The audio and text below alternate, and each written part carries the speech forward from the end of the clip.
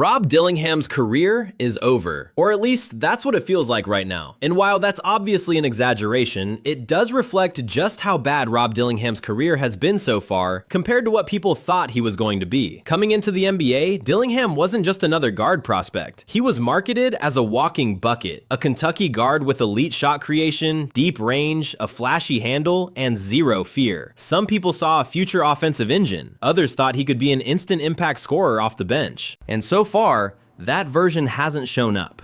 Through the early part of his career, Dillingham has struggled to make any real offensive impact. His scoring efficiency has been poor, his minutes have been inconsistent, and when he's on the floor, opposing teams clearly target him. And that leads to the biggest issue of all. Rob Dillingham is tiny by NBA standards. And it's not just height.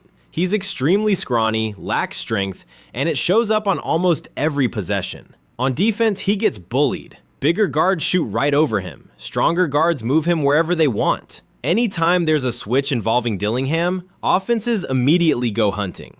And the problem is he doesn't provide enough defensive resistance to stay on the floor when his shot isn't falling, which so far has been often.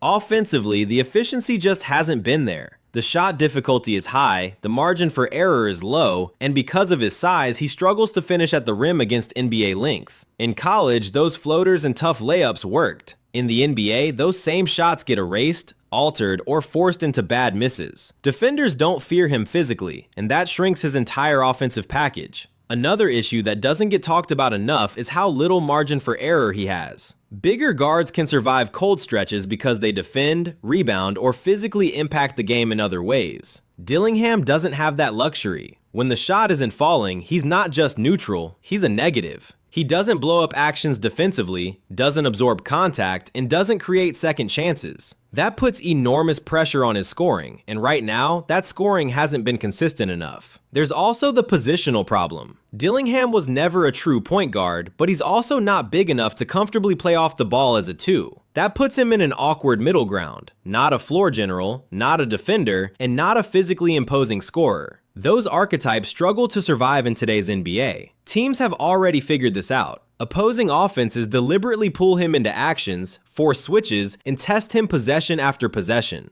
That's not just rookie growing pains, that's a size issue. And once the league identifies a weak link, it doesn't stop attacking it. To be fair, the situation doesn't help. He's on a team that values defense, physicality, and mistake-free basketball. That's not Dillingham right now. Young guards already have short leashes. Undersized, defensive liability guards have even shorter ones. And none of this means he's untalented. The handle is real. The confidence is real. The shooting touch is real. But talent doesn't override physics. At his size, Rob Dillingham needs to be exceptional offensively just to break even. So far, he's been below average. That's why the concern feels louder than usual. It's not just that he's struggling, it's how he's struggling. Development can fix shot selection and decision making. It can't completely fix physical limitations. Could this turn around? Maybe. He could add strength, he could tighten his game, he could carve out a role as a microwave scorer who gives you 12 points in 15 minutes. That path exists, but the margin is razor thin. Right now, Rob Dillingham looks less like a future star and more like a player fighting just to stay in rotations. His career isn't over, not even close, but the gap between expectations and reality has been massive. And unless something changes physically or defensively, the league might decide his future faster than anyone expected. That's the scary part.